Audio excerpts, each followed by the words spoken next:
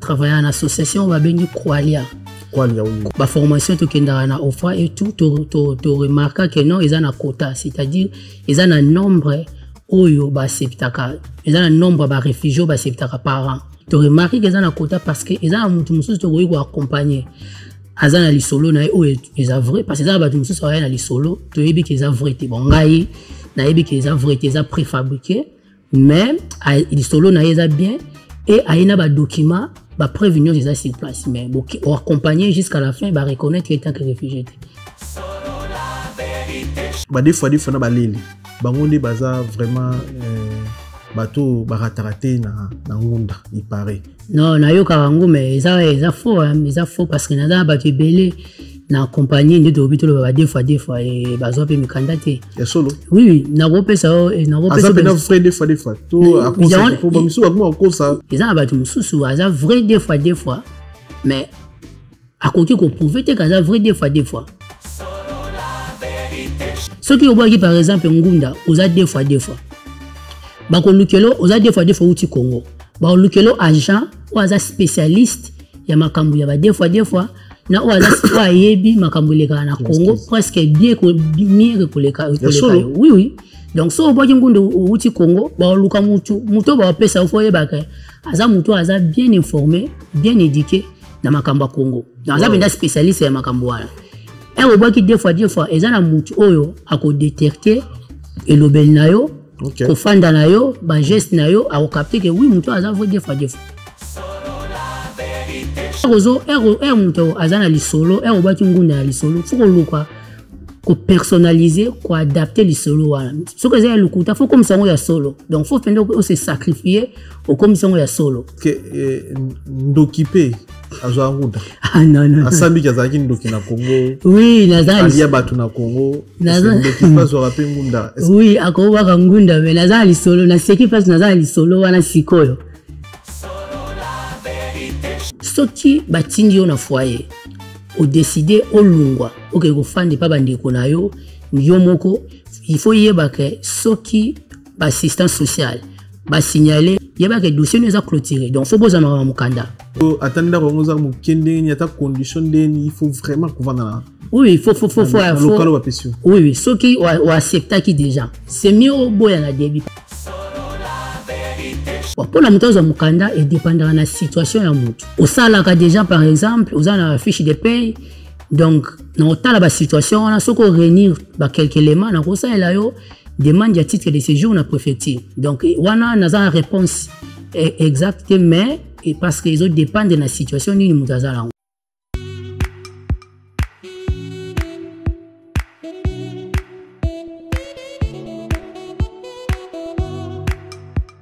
Docteur, Papa Tito souffre de l'hypertension artérielle, le diabète de type 2 et la prostate. D'après nos recherches, le complément alimentaire BioHerbs Cacao est la solution pour Papa Tito. BioHerbs Cacao est un cacao en poudre de première qualité, possédant des propriétés aphrodisiaques, naturelles et puissantes. Elle n'est comprend d'aucun colorant ou arôme artificiel. Profitez avec le meilleur cacao, savourez avec de l'eau, chaud ou avec du lait. Retrouvez dans ce cacao vos performances physiques.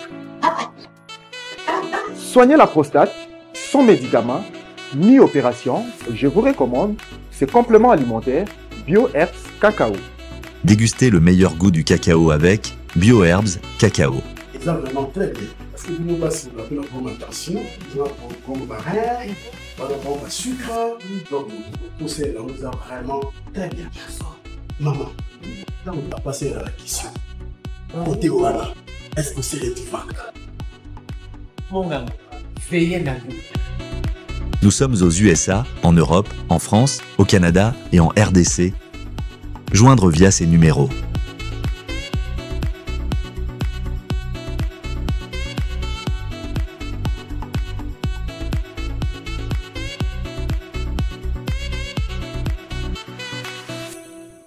BioHerbs Cacao. Pour devenir distributeur, écrivez-nous sur gmsociety1gmail.com ou en appelant sur ces numéros.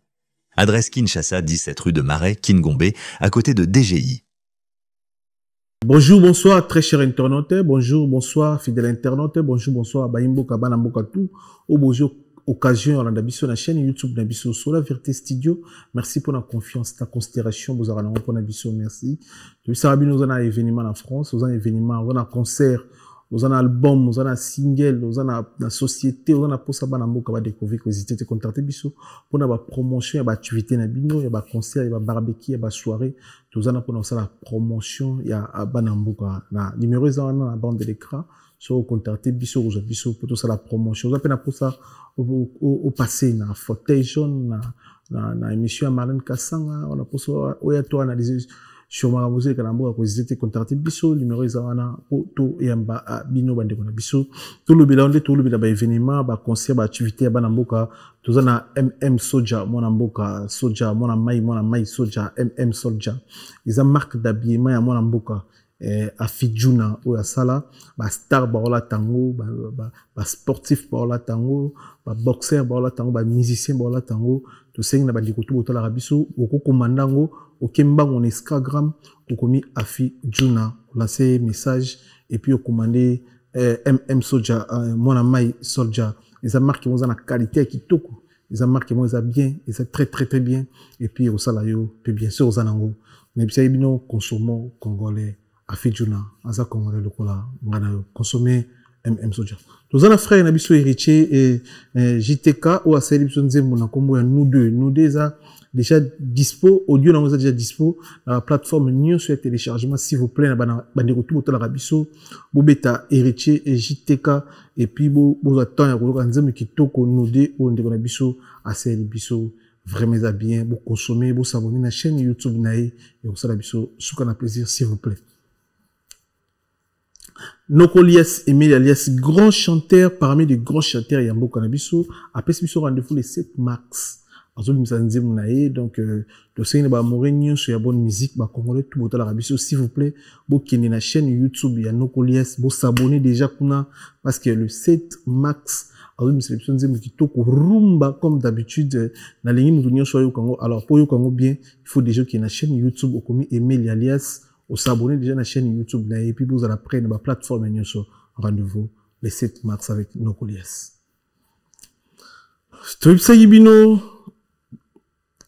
Dernier tour avec Maître Gims. Dernière tournée avec Maître Gims. Dernière tournée avec Maître Gims. Paris, la Défense Arena, le 20 décembre. Maître Gims, dernière tournée. Na ligne moutounyo so zala, Congolais nyoso surtout azara en Europe.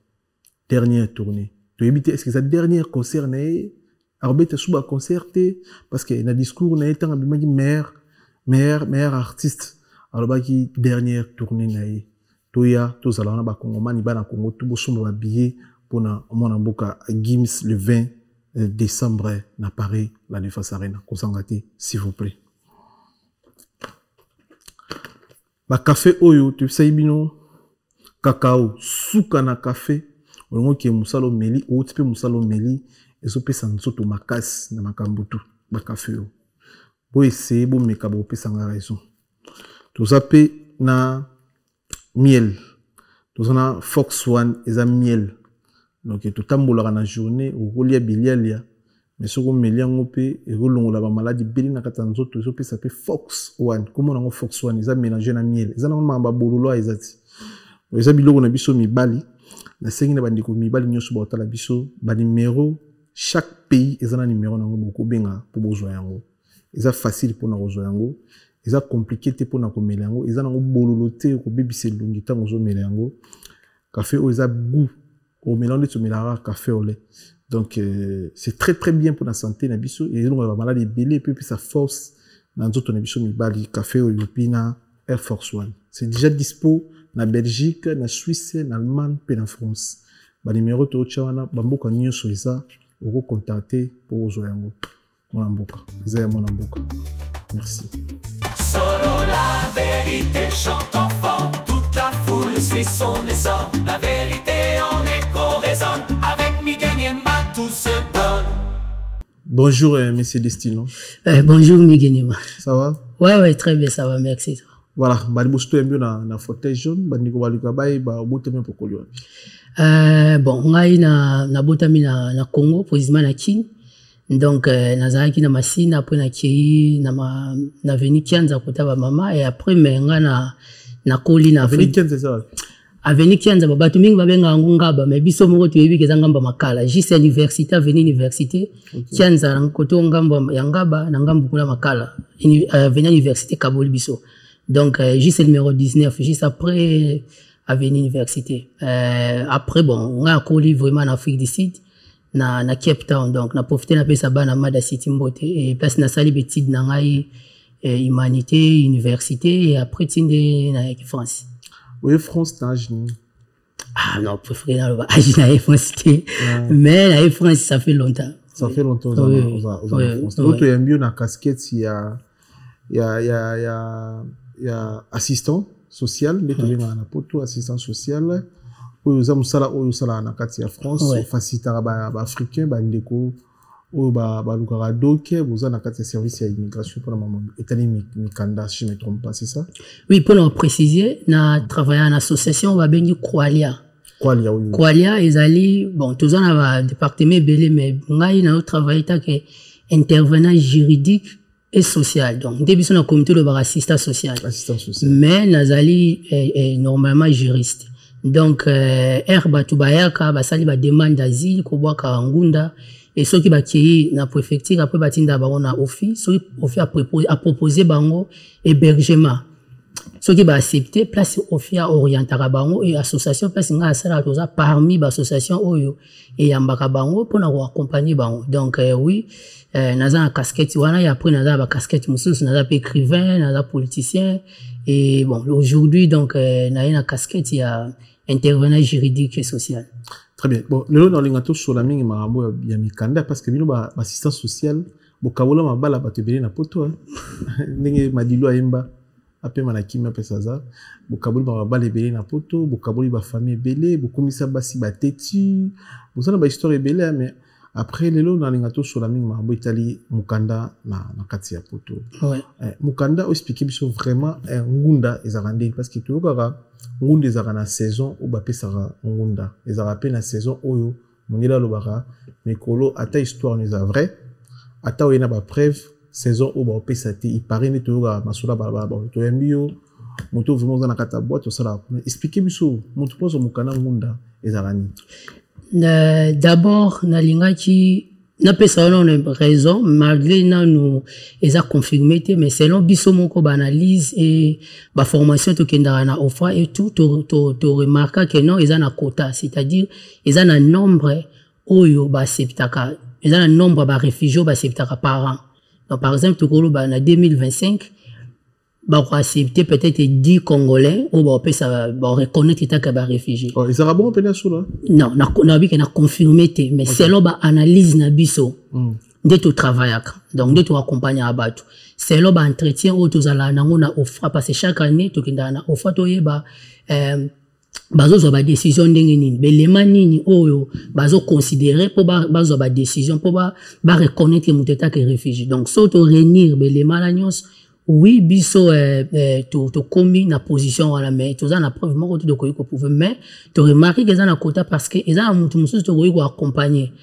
azana li solo na o eza vrai parce que za ba mususu na li solo to yebi que eza vrai te bon ngai na yebi que eza vrai te eza préfabriqué mais li solo na eza bien et aina ba document ba prévenir eza sur place mais bon accompagner jusqu'à la fin ba reconnaître étant que réfugié. Donc wana la inga d'abord na loba wana mais ce qui mutu aye alinga ça la demande d'asile d'abord so mutu aye azana réfugié te donc songa na France na idée ça demande d'asile non réfugié te donc na ça la demande d'asile nazana demandeur d'asile pour na comme réfugié. Donc première partie ils allaient faut kende na SPRADA donc structure de première d'accueil kuna soko kei ba enregistrer yo ba zu ba finga na yo ba empreinte ba ozula yo rendez-vous na préfecture.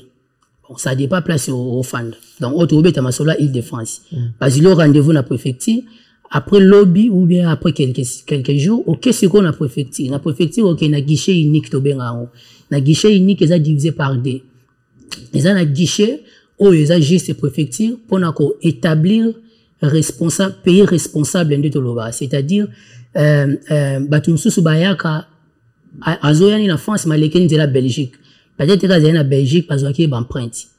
donc so ka esa ngunda awa préfecture faut établir est-ce que France ndé ba responsable ya ko juger demande na yeto faut bazong c'est na Belgique wa to benga ngo Dublin wa eza procédure mususu so ka silisi wana ba établir ba pesier attestation des demandeurs d'asile donc papier ya ngunda il a 6 mois nikolo na ko même 8 mois après ça si wana OK na deuxième bureau ya office kuna faut siko ba établir conditions d'accueil matériel c'est-à-dire ba retourna est-ce que na batu tout na place ya refanda soka lobi non na place ya refanda ti ba proposer hébergement après ba otala ba ressources na soka za le côté ba proposer Nicolo na mona ba futa 220 ou 230 euros pour na mutu moko mais so za famille échangera tout so boza mi balé donc échangera c'est là ba nombre ba soki ba saliango soki wa accepter sikoyo que non aux en place ya refanda ti aux en poser hébergement au fi à kolukela yo place batala en France ba majorité balinga ba fanda na Île-de-France mais au fier autant la place nini ba place eza dispo et ba kotinda peut-être ko na province peut-être ko kende ko tika na Île-de-France so ba tindi yo sikoyo o kinde biso yo benga ka to benga na communauté na foyer normalement za foyer to ba ba centre na ngana préciser parce que ndeti biso nga sala bureau na biso na Paris 15e toza na centre té to na foyer té biso to loi ba appartement toza na plus de 70 appartements donc so ba demandeur d'asile baé to pesa bango ba appartement parce ba fanda roye ba pas même ngewaza ba to ba ko senga ngunda donc ba fanda bango moko à l'aise to contrôler bango té ba za autonomie ba za autonome 100% et à partir à wana ndé siko to banda ko accompagner bon accompagnement ça na des parties toza na accompagnement to benga social tant de l'oba social de l'accompagnement aux amakamba CAF tu as un accompagnement aux France Travail ancien pôle d'emploi accompagnement social les a wana makamba itali ba formation ba cours en français to métier ni lingo ça là on les accompagnement social et pour tu as un accompagnement aux juridique place ngasko nazali c'est-à-dire il faut yebisangai pourquoi yoko ça demande d'asile donc yo en France o ça la demande mais pourquoi il ko nini pousser o ça la demande d'asile o yebisinga li solo na yo et à partir à wana ngana ko remplir dossier parce que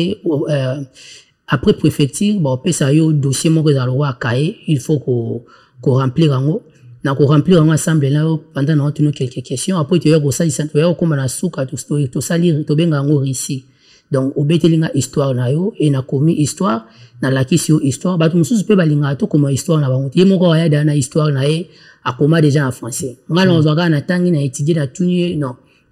olingi na bandelango to olingi ezalabe non ezalabe OK c'est bon to tikyonga bongo mais est-ce que na oyebisa e pesanga yi quelques documents parce que er to ça la demande ezaka le kambali solo te to za faut beta li solo faut za bena ba preuve au prouver que non oui place na outil nazalaki na crainte to na kimi ba preuve oboluka rezara na vidéo bien ba preuve ya banso to apota bien ba preuve oui nyonso ko la sa ba photo OK ko la sa ba vidéo par exemple so yebisinga yike non tout ça qui marche moko na Congo contre Tshisekedi par exemple et la police akanga biso et ba bande ko maltraiter biso et tout OK c'est bon après obimi na wando na créer les solo pour na comprendre pour te comprendre ba porta la biso ba bimisio ba bimis bon mutu moko bimisio la ndenge ya mayu ya quelque chose comme ça et au France normalement ngana tuna yo d'abord on a posa peut-être il y a article o ezolobela makamba marche o bakanga bino peut-être même des premier article il y a média o eza crédible o ezolobela et programme qui marche jour ça qui marche o ezolobela bakanga kibino après ce que le baki ba maltraiter ki o bazoki sa ki et tout na na posa na mona peut-être ba photo ndo lobi ba vidéo même ba photo ba marche ba vidéo ba marche ba pota oui ba biloko na nyonso mais après ce que a oza na pota biso travaillera na ba docteur o ba ko di ko tala évolution donc tout ça na vraiment wana eza juste ba preuve à côté après na ko tourna pe est-ce que nde bazoki sa ki nde ba buka ki na Congo okenda ko kuta na médecin oui na kuta na médecin rapport ya médecin zani donc ba biloko na nyonso tout ça na posa so kuta na médecin te tozana batu ya pôle social on va cause le rendez-vous na médecin ba ki ba tétio ba tali oui ba confirmer c'est vrai c'est ça et tozana posa ko réunir ba dossier wana ya ngonde to tinda na OFRA parce que ba ja ya OFRA bazo ka décision pour ba reconnaître mon état que réfugié bazo ka des décisions bazana décision to bengaka juridique na décision to bengaka décision des faits c'est-à-dire li solo na yo beti mais eloko nini ko appuyer li solo oyo beti parce que ngako ko ya na bibo mige to solo li nini mais to yebani te oyebi ngate elo ni la ska makamna lobi za vrai donc faut ezana biloko ezali ko appuyer yango donc yango wana to guidera batu to solo na batu non et aussi c'est important parce que mtu ayena li solo biso to na li solo bana na chimique ni musana biso ezali na expliquer yo façon nini okoki ko aborder ndeni okoki ko exprimer li solo wana surtout oke na entretien nde biso lo ba ko samba bon ya ko samba te eza juste entretien ndeni oke na entretien façon nini okoki ko loba façon nini ya ko répondre na ba question eza ba question mususu bon biso benga ba question piège na communauté mais ba question piège te eza ba question moko ouverte ba question mususu eza la fermée na sens wa donc bazana posa ko loba oui le non donc faut expliquer mon tout blog faut qu'on préparer mon tout na makambo wala nyonso pour jour à koma aza na stress te alongo la peur et aza na calme pour aider à répondre na ba question wala. Très bien. Ngunda et comment difficile hein? Oui, et comment difficile pour la moto azanya avocat to au cause on pas avocat so on ba preuve na yo valable et facile pour nous. Oui, bon, ce que ça demande d'asile, la première tour, on a posé avocat. La première tour, y a on a conseillé à Batu, ceux qui ont ça l'angunda, accepté, au bapé ça yo hébergement pour ça na Batu, ba accompagner. Nandengo lobby les a difficile parce que Batu mususu bayaka, à partir à Congo, ba obéti d'aller solo à foyer. Na centre bakanga ka we ozala indépendant ni nyonso wana déjà a commis traumatisé, a roya abino no rifanda na ami na ngai. Ya ki ko fa na ami ezana ba démarche belé à osala donc faut vraiment landela ba démarche wana parce que soko landeli yango te dossier ne go za ba ko clôturer dans la place wana ndeko ma difficile ba clôturer sans les savoir ou bien ba clôturer ba informer que ba clôturer dossier non parce que respecter te ba logique ya monde non ba ko informer parce que faut ba avant 2022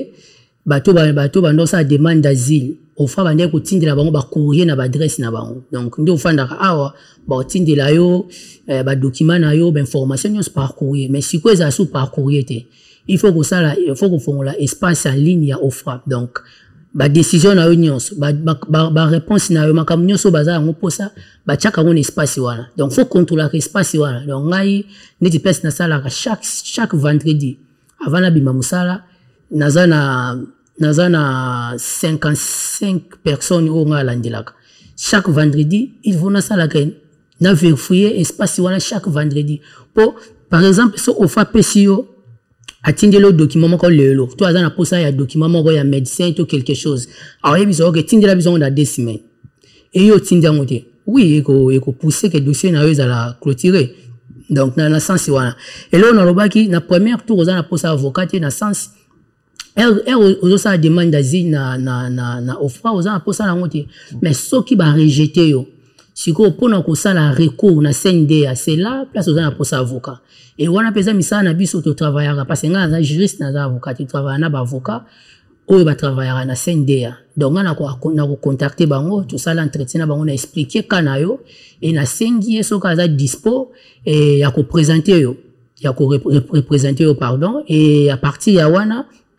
avocat de ce quoi aux dossier a robeng sangana yo bon ça l'entretien bon on a accompagner bon ça la traiter accompagner dossier on a sali recours et na jour siko kende devant ba juge avant ils avaient 3 juges mais la loi c'est que depuis le 24 janvier 2024 et comme juge unique donc bo kende ya rozalawana yo au samedi et après ya rozalawana pour na défendre bon on appelle rozalawana mais ngana olobati parce que naza avocat oui na kawana ndo za na posa avocat mais la première tour na ba démarche à refaire za na posa ya avocat mais za na posa ya juriste ou azo maîtriser dossier pour na accompagner on dit na expliquer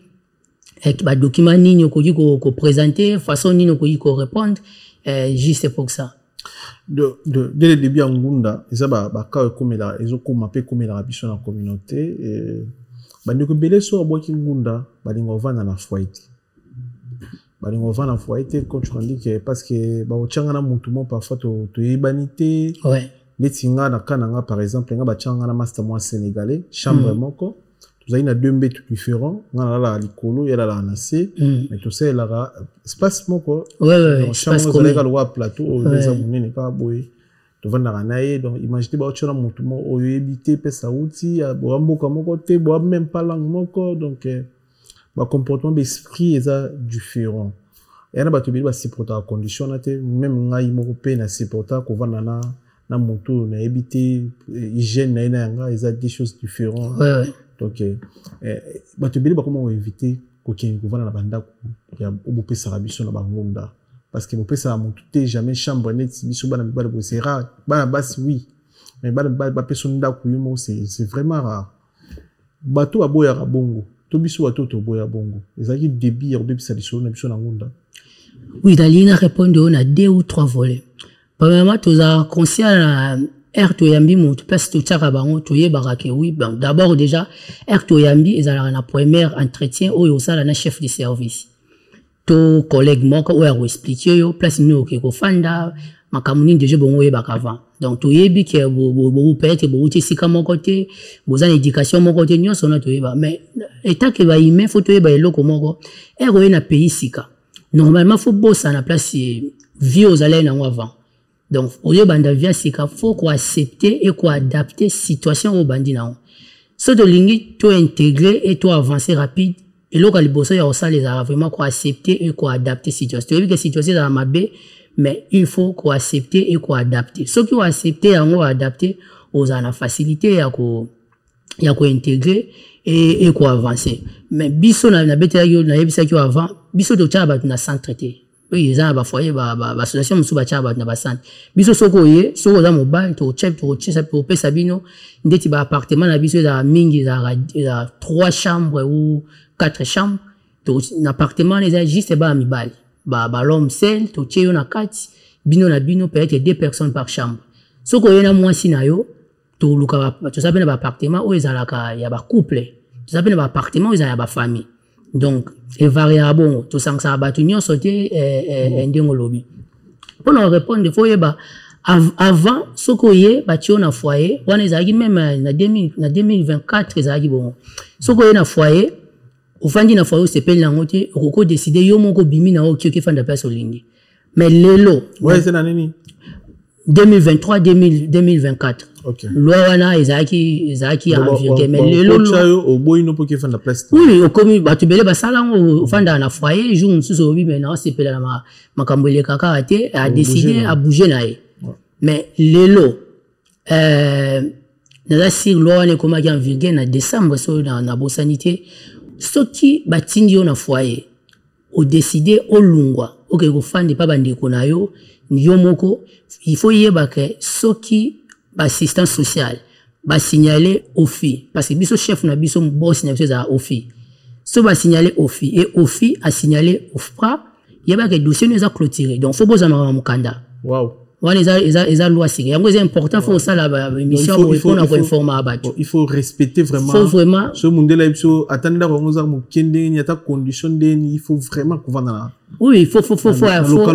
oui ce qui ou accepter qui déjà c'est mieux au boya na début parce que tozonga na osima ce qui au fait a proposé hébergement il disait que non naza na famille naza na papa to maman naza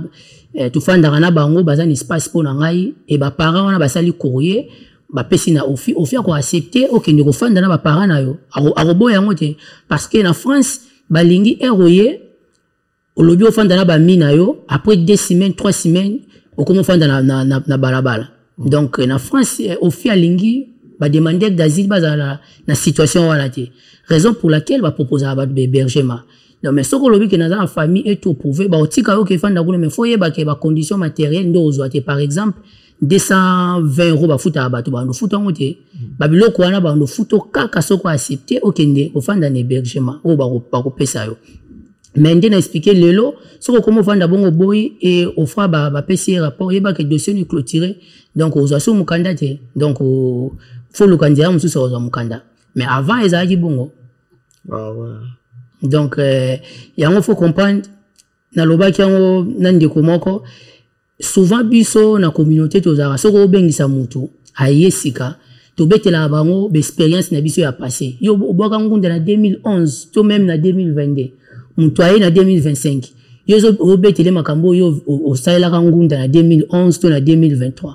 eza ndenge moko eza différent parce que ba loi échangera presque chaque année la loi c'est que quand tu as un virgule et situation que évolue oui on rebête la mutu solo non pour nous motiver bon mais quand l'obate que biso ya to ya ki banda foot 5 €. Il ba que ba foot 5 €. Istanbul bon de parce que ça ba street mususu ceux qui ba yambi mutu ba salela yo jour ba yambi yo ba salela passe navigo pendant que ça la place mususu soko ye ba salela passe navigo te to ando peso ndeti biso pesa ba ticket par jour. Donc ba carte ça va ticket aux alango belé tu peux même il y a une semaine ce que si tu es au Baxilo donc accompagnement est varié ils ont des accompagnement à Île-de-France accompagnement à la province ils a peu différent ils ont des mots voilà de to ka baloba il paraît bolani la biso ba ngunder bato ba bo ngunda na ba téléphone so na téléphone na appel normal et surtout que bocha batu mo bazo kama solo les toujours solo na batu na Afrique bozo landi la biso même si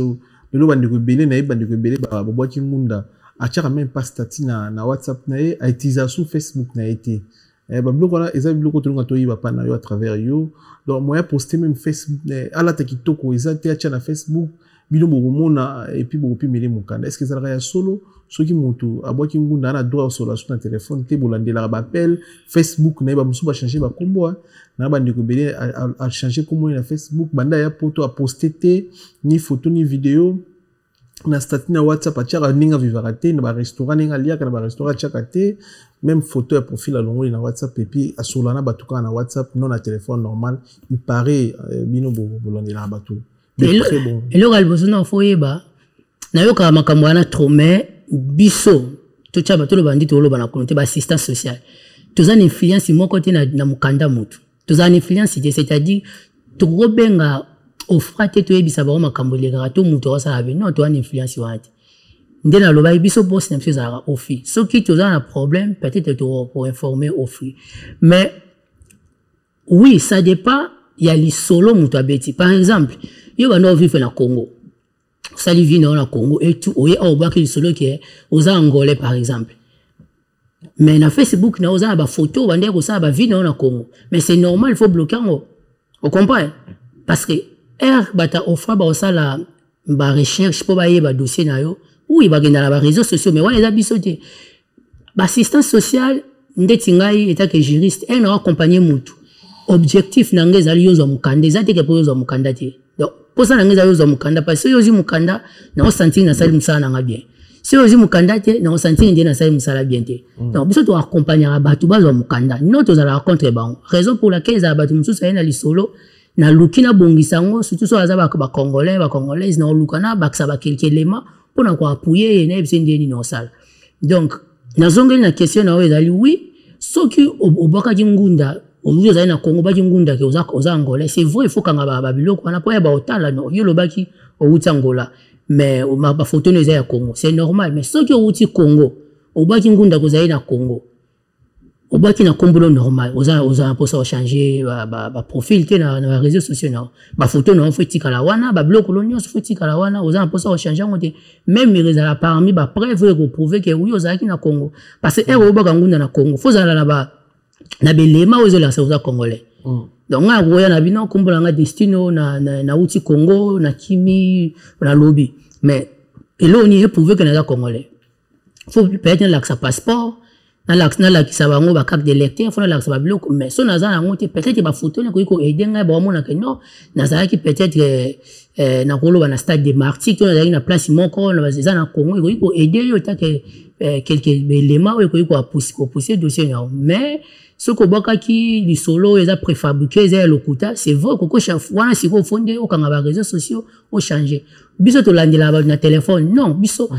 et là ko foye ba reza conseil mususu na pesa ba ndeko ezali ozana assistance sociale faut opesa bango confiance na communauté to lobaka non opesa assistance sociale confiance cité ba yeba makambo non ngaso na accompagner yo naza na posa na yeba lisolo na yo vrai ou faux soki yo betela nga lisolo tu uta ngola et tout naza na posa na yeba lisolo wana mais soko moni ke non eko aider yo nga na yeba ke uta ngola te uta ki Congo ezala mio yebisa nga po eko aider nga na accompagner yo et na réfléchir soki ozungunda te titre de séjour ni na ko salela na peso des exemples. Premier exemple on a accompagné moi si mon roboé azaki na zemu nazo ko accompagner asala demande d'asile chaque fois na tuna gae papa moi neza nani aboyo yebisa ngai chaque fois na tuna aboyo zang et comme il na étape qui a un entretien azu rejet donc ba pimelier ba boy ko reconnaître état que réfugié tozongi nazo continuer ko tuna papa ya mwana eza nani azalaka awa na France asalaka nini azoboya ko répondre nga na accompagner tout ça les recours na CNDA ba pimelier donc ba débouté a commis débouté et na fin na bengi les na ebisi moni ndio oza suna mukanda to na choité na za posa na yeba vrai na yeba lisolo no po aider ngai na yeba titre de séjour ni na rose po ba démarche nyos to sali oza suna pesa oza mukanda te aya ko yebisa nga non papa mwana kombo na intel aza réfugié donc aza résident en France aza na 10 ans aza ba reconnaître état que réfugié na bi mais avant la bando tu nebi senga te point parce que ce ko yebisa nga ela bande ko tunaye tulinge pas même to kende na CNDA ngo aider biso to question na CNDA te na linga kaka na zwa to zela boti papa mwana ye a reconnaître mwana parce que ça droit ya papa à reconnaître mwana ils a même na rôle va même obligé mais ça droit ya papa reconnaître mwana na état que papa era ko reconnaître mwana na ye après na bozwa na bwa kisi mwana ngunda on comprend OK na bwa kisi mwana ya bébé ngunda bon c'est possible oui ba ça va déjà bon ndeti na kawana na bwa kisi ngunda ndeni na ozwa dossier na commune juste offre na avec non na oloba na compte sa mwana ngai ngandeti mwana destino na za posa ba reconnaître nga na même titre que mon père en tant que réfugié et tout na composé bongo et na tindi yango et où me la ça la juste 2 semaines wow na 2 semaines ba répondre des réponses positives et ba reconnaître mwana en tant que réfugié yo mama donc na ka na ye yazaki mama yende responsable légal donc na rosaila demande ya titre de séjour ya parent réfugié a kozwa 10 ans ndenge moko la muntu aza réfugié bien na isi ko eza nini ya aza réfugié te soko aza posa zonga Congo lelo zonga na ye mais avec 10 ans ya fele vraiment avec 10 ans faut avoir un passeport donc aza un passeport na ye ya biso ba so aza congolais to congolais aza un passeport na biso ya Congo na salele ba démarche pas ba pesi 10 ans na ye bon pour ne pas imprimer titre de séjour et où mais là surtout tout chaque gros ba un an bon donc à 10 ans donc na loba so ka pesa nga confiance déjà na débit to nga to kenso na batamula ite on comprendre mais tellement pesa nga confiance ité et pousser biso to perdre temps et accompagnement et tout donc ba tout faut ba na confiance ya ba assistance sociale o bazo ko accompagner ba oui qu'il y a ba tout mususu o mona ke yona yezo simbate na kawana pe na comprendre mais faut pesa ba confiance o expliquer bango o répondre à la question na bango c'est juste pour na aider bango ba ko accompagner pour ndena lobaki na obandila ke biso so na zo accompagner pour ça na ngeza ke yozo mukanda donc so ozi mukanda nga na osipela na oza nesengo mais so ozi mukanda te na mo ndena sa bien donc no eza un mususu mutazi mukanda te ofandi na musala o mo pena ke journée baby parce que faut na zo attendre à réfléchir to ça la recours ndenge nini faut na tinda so ba document et aura biso pe tele ya biso monti on so pe ko kene bon to ça censé te ok na on anda ko donc mukambana isi na musala mais je muso ko mutu mo pendo o chaki maele na yo nyonso ya accompagner ba azi mukanda to tinda ko pendo fandi bon o yebelo muso sala to zipe temps pour lier pour na dossier wala donc c'est très important ya repia ba confiance ko tika ba assistance sociale vraiment ba accompagner bino jusqu'à la fin. Soki ngunda esimbiti solution ni na part ngunda ou ko réfléchir ou eza actuellement ou ko pesa motu bukanda parce que ba loi pe na France ils changer chaque jour to comme là to comme il faut ça la 7 ans na sol français pour aux mukanda parfois à travers société aux mukanda parfois à travers moi à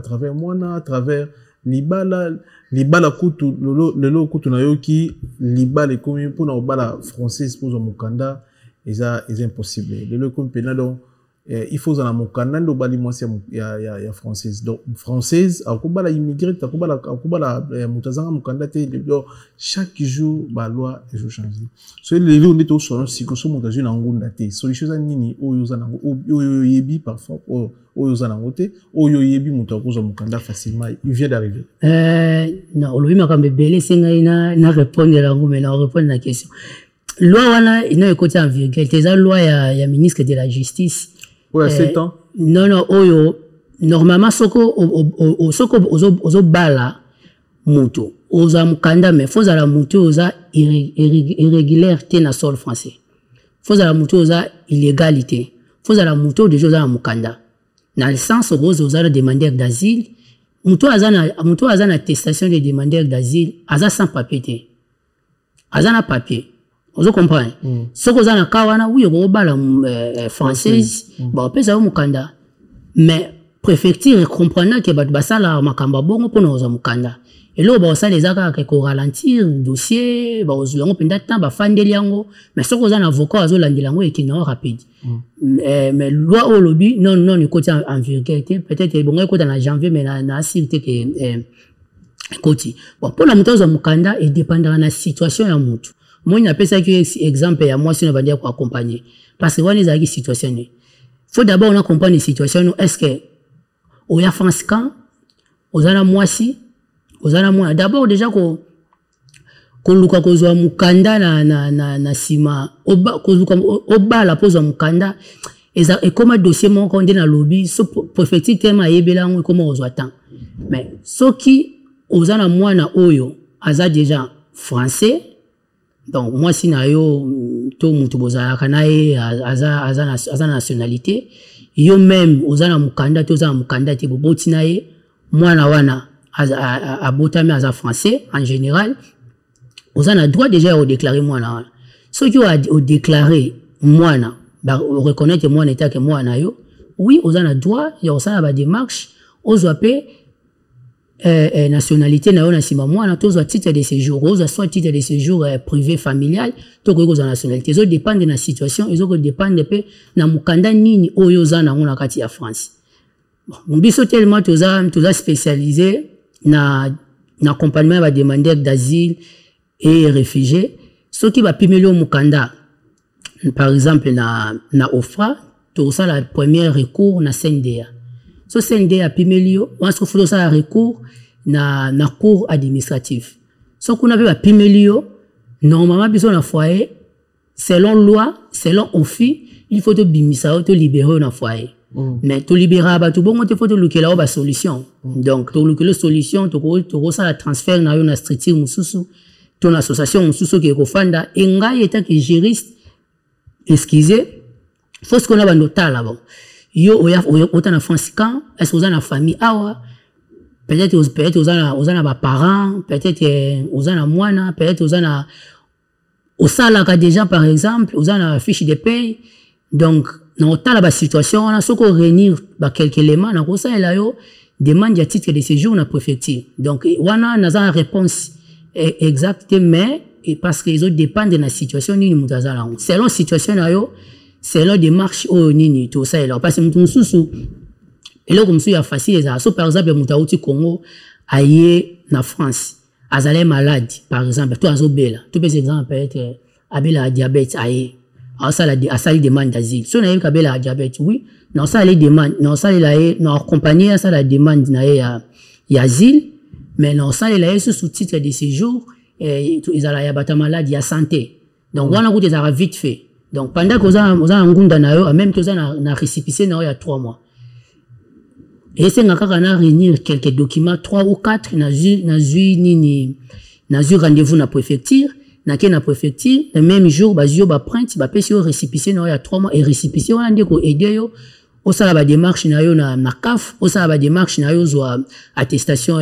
d'assurance maladie, o banda ba démarche na wanyo. Pendant que na Hollande la demande d'asile, en même temps na Hollande la titre de séjour na o yego simba na nyoso mbale et simbi ozi mukanda. Donc ça dépend de la situation ya mutu dossier na ndenge zaleli na ta na eni na zala en France. Très bien. Ouais, Léoné na lobaki, on a marqué belle photo tout na ouais. Mais na lobaki l'autre sur la maman mukanda et puis des tas à autres to bando yamba pour la précision mususu na ndenge France a changé ba loi chaque jour pour na surtout pour na ko expliquer ba imboka ba na mboka surtout baza ningi baza troublé par rapport à bato bakuta awa ba betela bato masolo oyo et les cas de génération na bango mais aussi longtemps France chaque jour a changé ba loi pour te passer la lumière na bandeko baza na posa ya mukanda na France na into eba les lotos à les solo pour tout sur la lingala ba des fois ba des fois na baleli baleli za basi na basi basanganaka. ON Multiservice, organisation Ngozulu,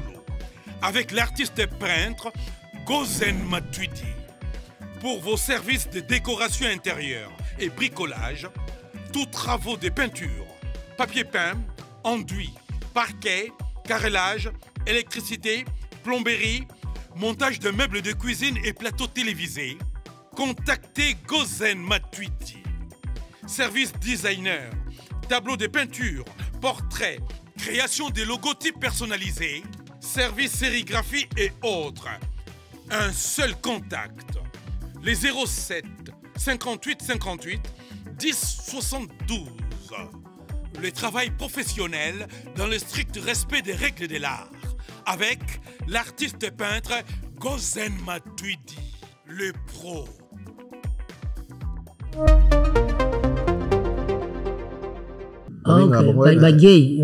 Bon, la ligne à ton français parce que YouTube a bloqué mon chouchou. Et bah des fois, des fois, mi bal, l'idée bah comment au sangana, bah on est baza vraiment bateau baratarate na ngunda, il paraît. Bon, on a eu cette mission, est-ce qu'il arrive à rapper, mon tout le monde pas boire des fois, agir mon candidat teto, bah on les citation oyo et très narraté kuna pour na mon candidat et ngunda, bah des fois.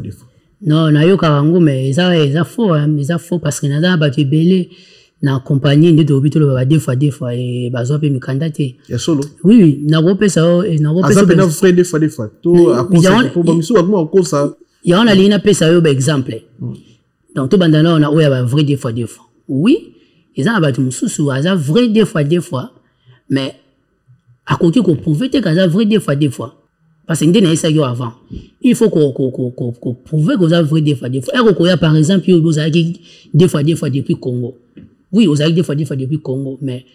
est-ce que vous avez participé à la manifestation, par exemple? Est-ce que dans le Congo, il y a une association, il y a bongo, ou soit vous avez une photo, mon co, vous avez des fois, vous avez des fois, mais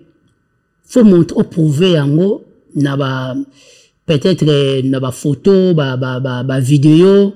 et aussi, un moutou, aza vrai des fois, azoloba, parce que faut y avoir bateau, y ça, ça bateau, entretien de l'oba, basambi, ça bateau.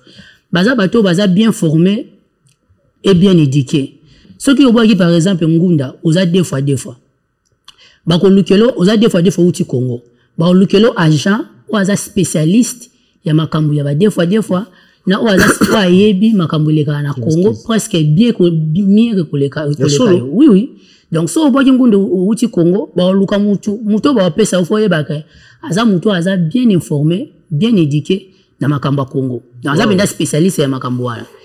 Et on voit que des fois ezana mutu oyo ako détecter et lobel na yo, ko fanda na yo, ba geste na yo, ako capter que oui mutu aza vrai des fois. Donc non, ezana batu musu aza vrai des fois ba pimile mukana ndebe za batu musu bazaka abeti penda vrai lisolo. Nde na expliquer yo avant, ezana batu musu abeta vrai lisolo penda mais azu mukanda te na ngamona okama azu mukanda te nde et arriva ka bon. Nde na lobeza ba système ba quota et tout. Mais ça va tout monsieur basala azani des fois te ma beti solo des fois ba monsieur baza abeti solo des fois et zipe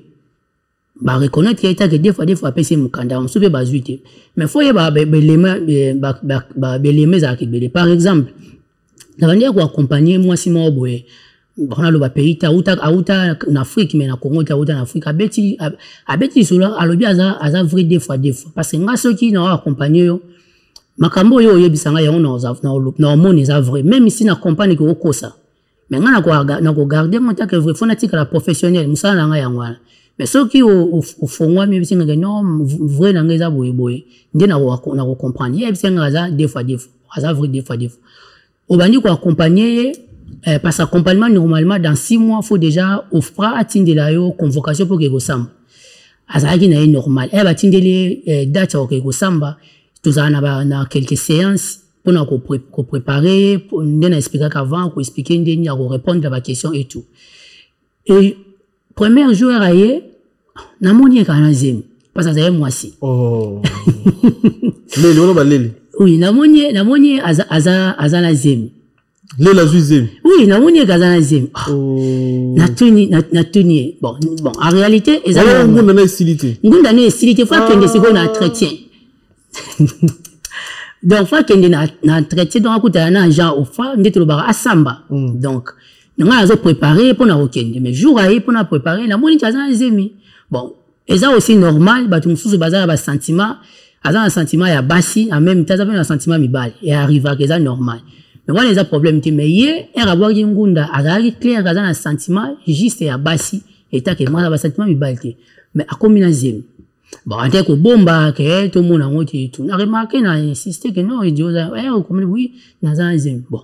na tuni et ta que musala nga uzize mindenge ni parce que là il faut expliquer ngai au comme na niveau au ndenge ni ozwa zemi po et edenga na pesa obe élément ce qui va poser aux questions oyo ndenge on répondre mais ça la réponse c'était mais en réalité azaki ni des fois on comprend donc muto azana lisolo obaki ngunda na lisolo faut ko ko personnaliser ko adapter lisolo wala ce que c'est le coup faut comme ça ya solo donc faut faire que se sacrifier au comme ça ya solo to kutana pe na batu mususu azaki na des fois te abaki ngunda take des fois comme des fois ah oui akenda na ba association ya ba des fois ba homo simba ba marche ba des fois aye penda na ba parce que ndena loba que ça pour ça l'élément vrai donc faut prouver que aza des fois il y a bêtise sur la des fois mais en réalité ça des fois tellement faut montrer que ça des fois parce que faut y na ba élément au moins na côté na association ba des fois ba association ba des fois za rebelle au moins ba salele mikanda que oui tu reconnaître à comment peut participer à la réunion ba manifestation pour au moins au démarche peut changer pour bon na éviter ça ba simba ka ou pas na éviter mais au moins amna que mutu oui a changer ba preuve pe ba comment atteindre ba niveau que faut moko ba des fois confirmer biso bino babima ina wana wapi babima ina des fois na ba association faut l'association soit confirmer mutu c'est que vraiment oui dans l'association la bango ça là qui est sous relation pe na des fois moko ya solo pena oui et ça l'association ba droit de l'homme et belé ça association ba des fois ba travailler en collaboration parce que ba yebi ba eza groupe ya population oyo excusez ba discriminer partout dans le monde tout ba en Afrique donc ba luka ba protéger bango na ba façon belé et soko yé okutanya bango lobo za des fois na participer na ba formation moi et belé ya ba cadre wana ba poser juste ba question ko simba ou pas na éviter ba reposer ba question et bandaki ndenge nini est-ce bota mabongo ba sentiment ne est comme mukolo ba poser quelques questions à partir de la question on va confirmer si c'est vrai des fois ou pas mais ça ba question c'est loup paranango donc muso azani des fois mais botunye ba question tellement intelligent à éviter nous à répondre bino bokani sipe ke ou azali des fois ba salele be papier au moins pe oui à comme peut participer donc faut participer pour pas passer au certificat faut mon avoir la manifestation faut mon avoir la réunion bon voilà nazo loba na bato biso do accompagner o nga na accompagner donc oui bato belé ba participer na biloko wana et appuyer pe dossier na bango ba reconnaître bango ta ke ba des fois mais pour na kozonga na question tunaki non ils a sujet au te que soko lobi za des fois mo ma person mukanda non ils a faux ils a vrai eza bato mususu ba ya aza réfugié politique apesi mukanda to ba pimeli mususu des fois donc ils ont dépendre na lisolo obeta na belemani no ko pousser na lingolo bila ba chance cité mais ba opportunité so na tani no ela ondina lobaki eza na ba quota donc soko yé et comme na moment oh si ba pesa ki nombre ba reconnaître déjà nombre ya ba réfugiés à Congo faut ba otindo na CNDA faut y refuser la peut-être année prochaine. Donc, mais ce qu'on y a avant, oui, bah, reconnaître, pour, tout le temps, dossier n'est pas vrai, tu réunir ma cambunion, surtout ça, sire aux mukanda, mais la souka, la mukanda, très bien. Mukanda, on les a 10 ans, tout mukanda, on a un apesa, il y a 2 ans, il y a 3 ans, il y a 4 ans, il y a 6 ans. Non, normalement, Ngoun déjà mis ça, donc, 10 ans, ali muto, bah, reconnaître que t'es réfugié. Et ça, moussou, statut, sibidière, y a un ali, 4 ans. Et à patrie, pèse à 4 ans. Donc, mais ça va reconnaître que tu es réfugié. Nous, ça, tu es arabe en Ngunda. Mais ils agissent statut par statut. Mais ça va reconnaître que tu es réfugié. Non, Ngunda est raté. 2 ans, pèse à raté. Ngunda est raté. Ngunda 4 ans, 10 ans. Donc, ça va passer aux 4 ans, et ça temporel. Et après, ça va reconnaître yo, étant qu'un réfugié, on est à 10 ans. Très bien. Très bien. Je veux vraiment préciser, Belé, pour la maman, étant Ngunda, n'a vu que babilo muso etikali bandeko ba otala biso bokomela biso na WhatsApp na biso ya Sola Vérité to yamba to bisibino to yamba ndeko na biso sur prochaine fois pour na makambo muso etali ba assistance sociale akomuka ko limbo la biso po to ko expliquer biso makambo etali musala owe asalala. Est-ce que ndokipe azwa ngunda? Ah non. Asambi kazaki ndoki na Congo. Oui, nazali. Alia batu na Congo. Ndoki pas orape ngunda. Oui, akoba ngunda mais nazali solo na seki pas nazali solo wana sikoyo. Nazali solo wana sikoyo mtu moko. Na tiroir non? Hein? Na tiroir. Na tiroir oui nazo accompagner mtu moko mas auti Congo te Angola. A Kimi ke no bakangaki ndoki et abwaki na situation wana. Oui. Koboka ngunda faut poser na crainte parce que les dossiers les convention à Genève il y a le 28 juillet 1951 donc article numéro 1 établir bien mutu nini oba ko reconnaître l'état de réfugié donc faut za mutu oyo ozana bobangi ozokima place ofandaka na village tomboka ozana bobangi wana za soit politique to ozana groupe moko ethnique oyo bazo reconnaître yango te to lobaka langi moko oyo bazo ko déranger yango place na mboka oyo fandaka to nde to lobi ozali ko partenir na groupe monde to lobi aya ba deux fois to oza mutu moko ozali na bobangi en général et pesa au statut ba réfugié te na lingina na répondre na oyo lobi wana mutu paete ya ndoki normalement ya oza na statut vraiment ba réfugié te oza na statut on ba ki ya mibale statut do benga subsidiaire na sens que ba pesa ye 4 ans. C'est-à-dire, bah reconnaître que tu es réfugié, mais bah comprendre que ozo banga, kozonga place au outil, pour ce que zongi kuna ba kobomayo. OK. Na bobangi wana, yango ba pensiona nous 4 ans en attendant, ce qui situation wana est bongi, place aux alaki, ce qui situation bongi, bobanga za société okokino kozonga. On comprend? Okokino kozonga. Mais normalement, na kawana ba renouveler ka ko mona renouveler so ba PC 4 ans renouveler 4 ans mususu après tia comme na 10 ans. Mais ndoki ba ko vraiment ko reconnaître étant que réfugié direct. Soit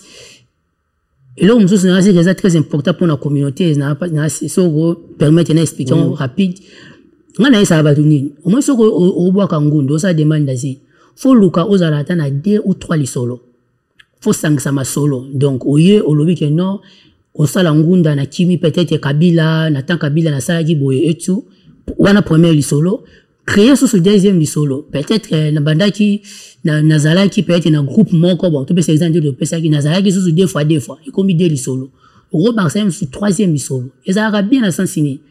et osali ngunda bon soki baboy ko reconnaître na première lisolo pour so beti toi masolo faut ba robwa ki 3 ngunda na mba moko. OK. Donc, so va rater la première solo, bah qu'on dit qu'on zone la deuxième solo. So rater la deuxième solo, qu'on a la chance qu'on ait la troisième solo.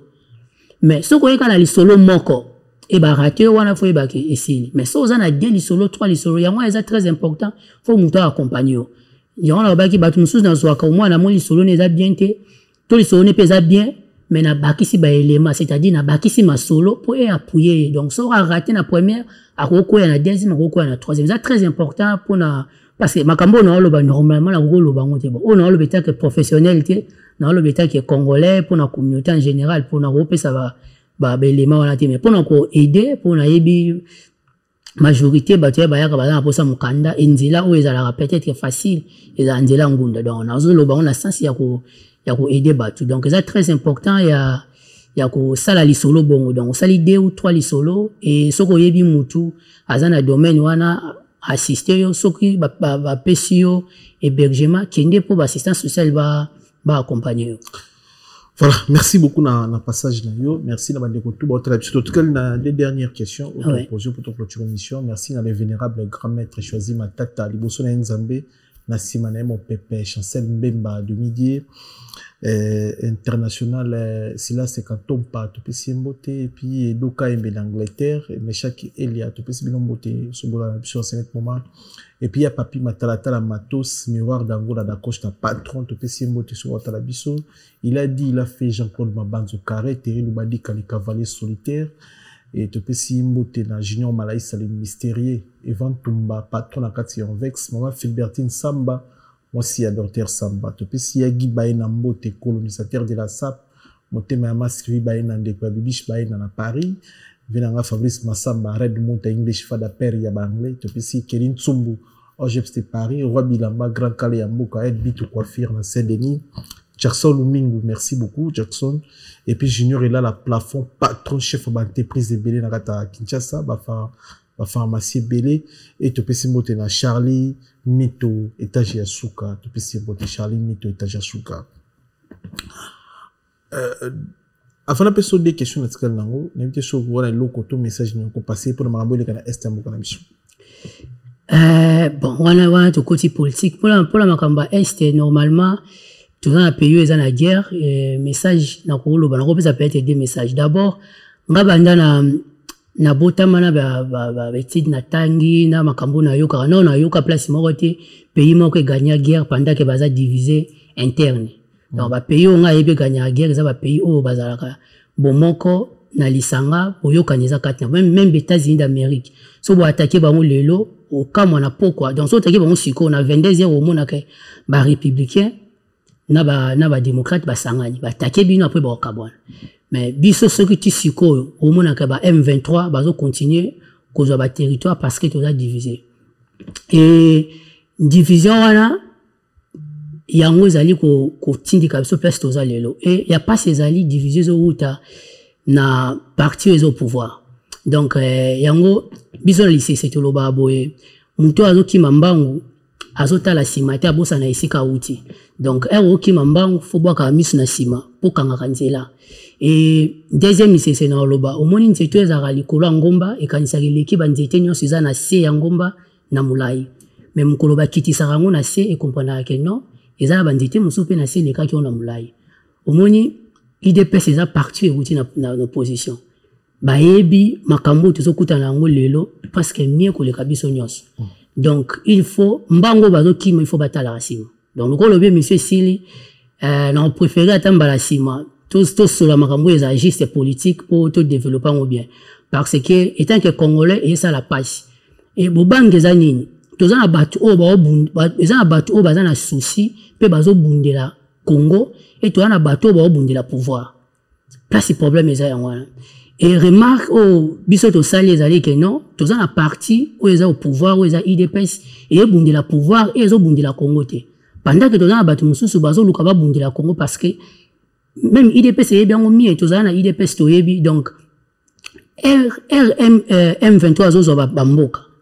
Rwanda ezo kota ba yebi que bien eza ba quelques territoires Rwanda remplacer ba Congolais c'est ça leur objectif.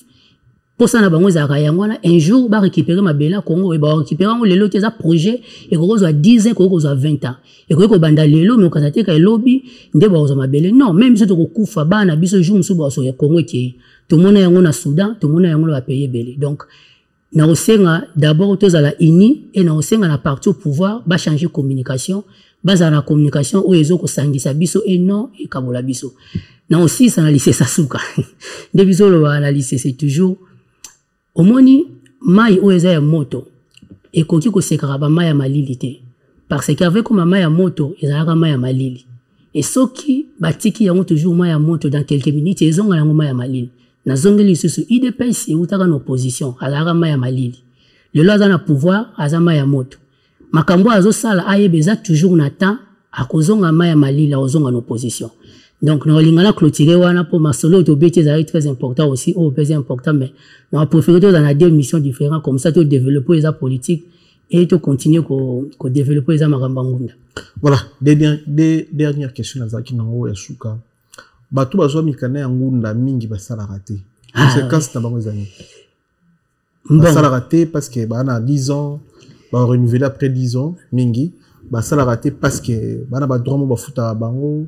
et ils ont arrangé bango bana ndako ba pesa déjà ndako na ye asala rané shooter. Risque na bango zani parfois. Normalement ezana loi mon côté où ils ont pesa bango ba risque ils ont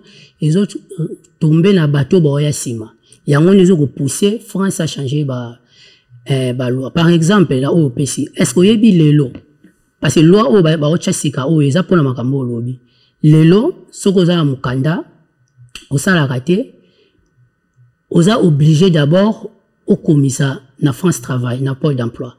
Et na pôle d'emploi, ce qu'on commissaire, comme qu'on forcé battu. Au salaire misala yo fele pendant 9 heures ou 10 heures par semaine. Wana ezali ba conséquence ya makambo lobby ya bato ba ya vent ba pesi mukanda fanda kana e excusez à ça la raté ba remarquer que oui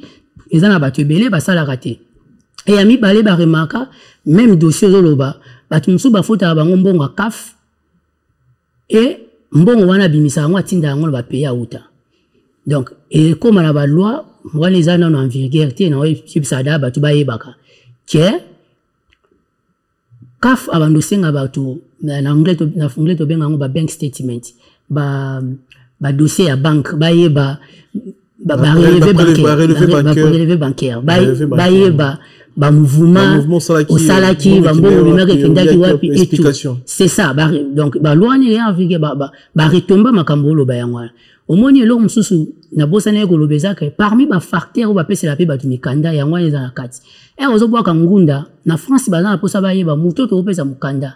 et c'est à quoi intégrer toi à quoi intégrer intégration ils a ko yeba le français te va tuna ba mususu ba lo aibo le français te mais à intégrer en sens que non à ça la ka futa ka bempo à respecter ba loi ya mboka à ça la makambe belé parce que ba mususu aya ayebi français to yekola ngo na Congo na bomwana ayebi français ayete mal ba français quand si kaza intégré mais au PC rendez-vous na 20h juste et il y a 21h ou bien 20h10 à intégrité donc français va pas ça mukanda batala rappelle qu'est-ce que moto vous allez intégrer toi vous allez intégrer te ba bloc ils va facteur et ba retomber makambo lobby peut-être avant nesi là au monde ba loi ni comme en place pour nous empêcher mais pour l'instant ils na loi mon côté oyo ils ont ba conséquences pour la makambo wana à part on a lobby siko il faut comme en vigueur maintenant vraiment il côté en place. Très bien. Et risque ni eza pour na moto a 10 ans et mukanda 10 ans ya ngunda akosela Congo makambo akosela Fachi makambo mais akendaka ne Congo na nzela ya Brazzaville est-ce que boyebaka ke azokende Congo bosala rapé suivi wana to soki ba fundi par bato mususu ba ko funda itala ndeko azo mukanda mazarane na Congo akendaka Congo tout ça et danger ni eza pour na bakanisi ya bon maison awa toza chez Maman Nicole Malonga. Yaka, eza na poto neboyebite. Yaka, tokisina metro chateau mutia daka yau. Waka yau awa. Uzomona kimbondo. Oh la. À Paris. Je la oyeba asaka mon ndazabo asaka so minna lula metro. Papa mukolo boya takuta kutamsanga. Isa tani ngaba le bani. Tanga. Awa toza. Awa nini? Awa toza. Awa. Yaka soni na place de côte. Azama na mboka Maman Nicole Malonga. Vous êtes devant Nicole Malonga. Awa toza, c'est-à-dire awa toza le magasin. Awa toza au boyo partout dans le monde. Nicole Malonga. Awa toza, maman awa toza devant vous. Toza na Château Rouge sur la rue Custine numéro 3. Awa naza na produit spécial, ma produit oyo elongolaka attache. Tozolobela makambo matampo ba mama ba bébé belé ba mama bazotambolaka na ba poudre na ba fond de teint. Nicole Malonga awa toza awa na Château Rouge na ye pona kolongola matampo ba mama banduka ba mama oyo bazana besoin au sala taille pona kokutisa mabumu ba mama oyo bazana besoin ya kosala ma forme kalinga azala na tolo munene alingi azala na sima munene ba hanche munene mipende munene Maman Nicole Malonga awa toza ndeka boyebi depuis 2007 na teka ba produit ya ko grossir ba fait saint mollet hanche voilà oye vimbi sa awa ola vimba non yo somona te oyo loka moto eloko evanisaka mabala eza mpona mibali ça grandit dimaso olingi soko moni ekoki kosuki wana sino ekopasuka nakotela nakobongisa ezotraite telema vraiment nga mona aza victime na meki yango oyo bazobenga na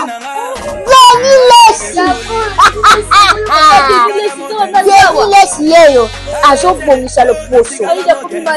baproduit toteka yango légalement na magasin ezosalama na laboratoire mondele awa na poto tozoteka yango légalement. Je pense que omoni ndenge eza na barayon eza eloko moko ezosalama naturellement, ezali baproduit authentique salama naturellement sans aucun produit néfaste. Voilà. akosa bino te ye moto abanda makambo yango kala awa toza oya te nango Nicole Malonga. Bon, d'abord nalinga te komela moto nalinga te ke soki nga aza na mukanda ya ngunda na kenda Congo na nzela Brazzaville yo fundanga na walinga sala bongo te wana naza clair. Mais oui, risque ezali soki yo zo mukanda 10 ans état que réfugié okenda bonga na yebi kosala bongo na kofunda na préfecture na pesi ba preuve ba botolo mukanda ya solo. Oui, ba botolo mukanda ozongi Congo. Donc soki obaki déjà ngunda ba reconnaître état que réfugié ozana droit okende Congo te ba botolo carrément ba botolo mukanda ozana droit okende soko lingi. Donc conseil na pesa ba déjà que soko ozana mukanda oza 10 ans ofandi no déjà ozana bano boti osalaka no ozana déjà posé soko lingi bano zonga Congo kende na préfecture yebisa bango ke non naza posa na sala ni changement ya statut ba pesa mukanda sans problème ba longola réfugié ba pesi yo ni résident selon situation na yo. Donc on a déjà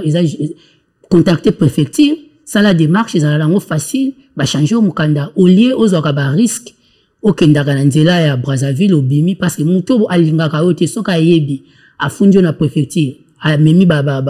a prouvé que oui c'est vrai et ba sali ba enquête ba moni que oui c'est vrai non ba boto mukanda mukanda ça sont réfugiés te donc longwe. Très bien, merci beaucoup na passage na yo. À travers cette émission, tu as collé belé, puis tu as joué belé. Et ce qui a raté, je pense bien sûr, nous avons télévision par semaine, tu as yamba yo. Aussi, nous avons des télévision, nous avons commentaires, la question ou opportunité par rapport à Marambo et Tani Mukanda, soit tu as la deuxième émission, bientôt quand tu as la séparation, la divorce, ça va si à poto, namibali à poto, oyo. Assistance sociale bakabola biso na bango. Donc est-ce que question mukande sikali bokomeli biso migi ba question tunakite bobengi même biso bosali ba audio na numéro WhatsApp eza wana même na ba commentaire de konanga otanga ba commentaire akoyebisanga et puis tu recevez des émissions à propos ya marambo ya mukanda to retenir ni na passage là. Bon le ko retenir d'abord émission to sali na rolo appelle les introduction première partie. Même première partie point 1 parce que na lobby vraiment likolo na kina na profondeur te et ça na kama mukande za na ba procédure bon ko expliquer tout est. Oui, donc ce deuxième est vraiment bien to ça deuxième troisième. Oui, to ko expliquer en bon ndo lobby so ba question ba tindeli na ba commentaire et à la prochaine to ya to expliquer to répondre très bien. Merci. On a ba to ko remercier. Ah oui, nazala grand frère là accompagné ngaya Arma Lukombo Diawa et na madame Mwasi nae épouse Mama Jamila Diawa et on remercie des amis donc Rissi Larmizo Lorenzo et Simit Malik et n'avoir rappelé deux personnes d'Afrique du Sud rapide donc sœur ya madame donc Vanessa et Simbi na mobile nae Gialor Manunga donc bon bazana Cape Town Afrique du Sud et na remercie yo mi gagner mando ya ndinga. Merci beaucoup. Merci de bande koto batali biso tukutani ko épisode biso. Restez connectés, restez branchés. À Bozo Boani. Merci. Solo la vérité chante enfant, toute la foule suit son essor. La vérité